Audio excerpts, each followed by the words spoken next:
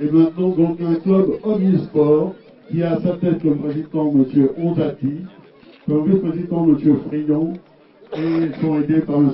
Piernet qui nous fait de la caméra, M. Rappa et M. Amador. Voilà, je les remercie vivement, c'est eux qui vont un peu piloter ce site, mais en dehors des heures où l'association travaillera, elle est ouverte à tous les jeunes qui ne font partie de rien. Les jeunes qui ne sont rien, qui veulent être entre copains, qui veulent faire partie de rien, le stade leur est ouvert comme aux autres, aux heures évidemment où il est libre. Le club omnisport du Tigné commencera ses activités sous l'égide de grands noms, pour citer M. Roger Piantoni qui sera le parrain officiel du club omnisport du Tigné, qui se joint à moi aujourd'hui pour remercier aussi la municipalité. Je lui ai envoyé des photos du site qui est mis à notre disposition et je pense qu'on a tous les éléments nécessaires pour faire du club omnisport du Tigné un grand club parmi les grands. Vous venez de découvrir ce plateau sportif, qu'est-ce que vous en pensez? C'est un très beau complexe sportif.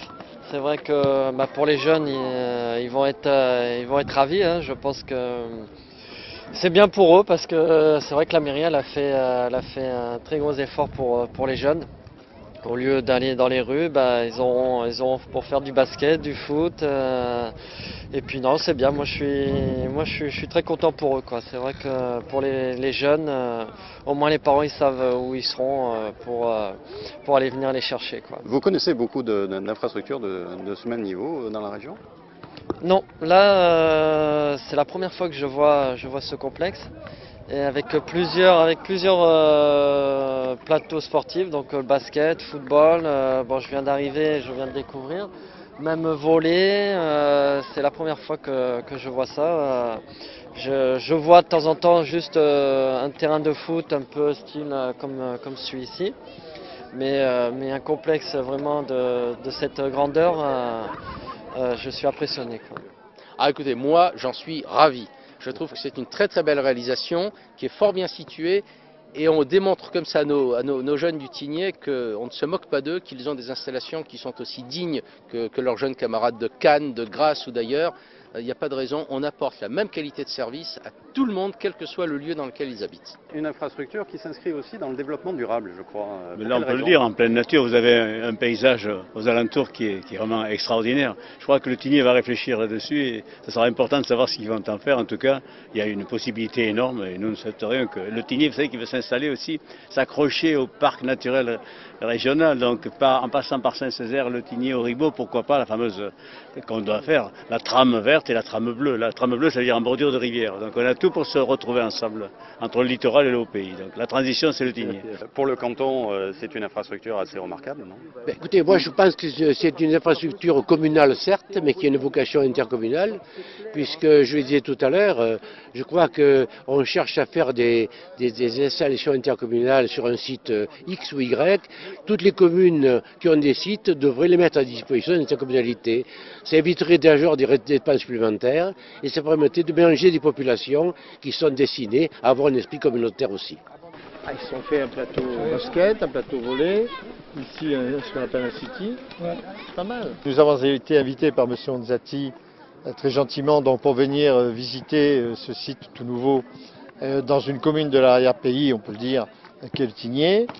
Nous nous sommes donc déplacés, même si actuellement il n'y a pas un club formellement affilié à la fédération, tout simplement parce que le district dans sa politique tient beaucoup au maintien et au développement du football dans l'arrière-pays et non pas seulement sur la zone côtière qui rencontre 80% de la population. Ce site est absolument magnifique puisque je vois qu'on voit le lac de Montauroux depuis ici, vraiment un ensoleillement, un espace merveilleux.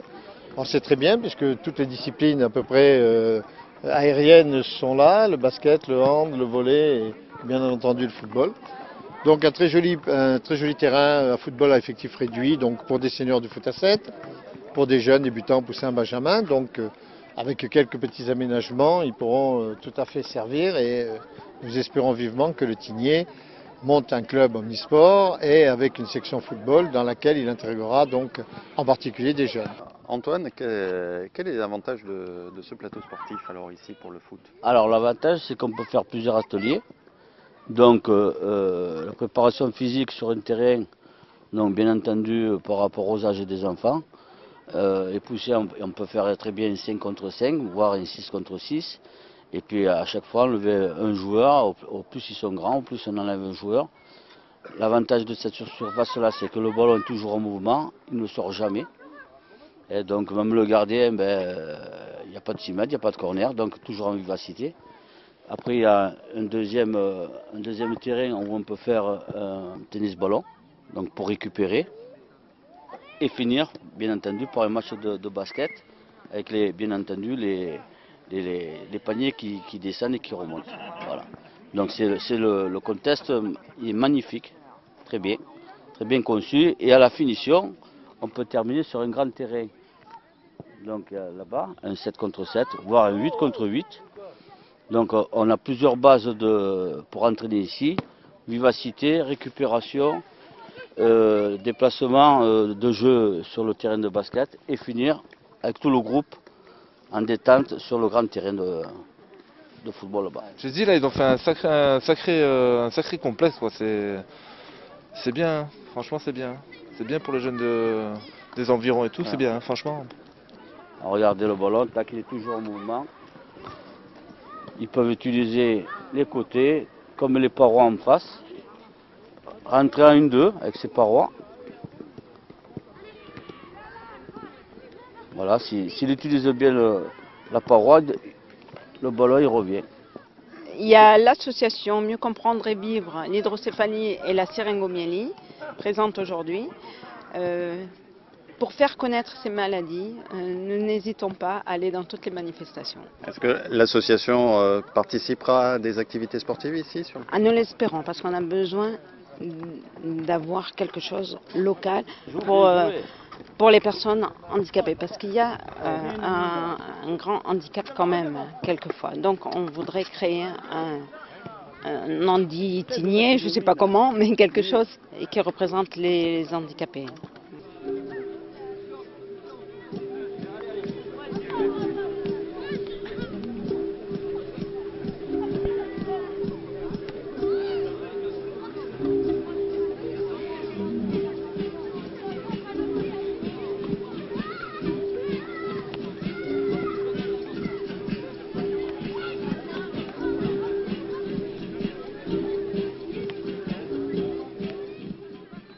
Qu'est-ce que vous pensez du plateau sportif?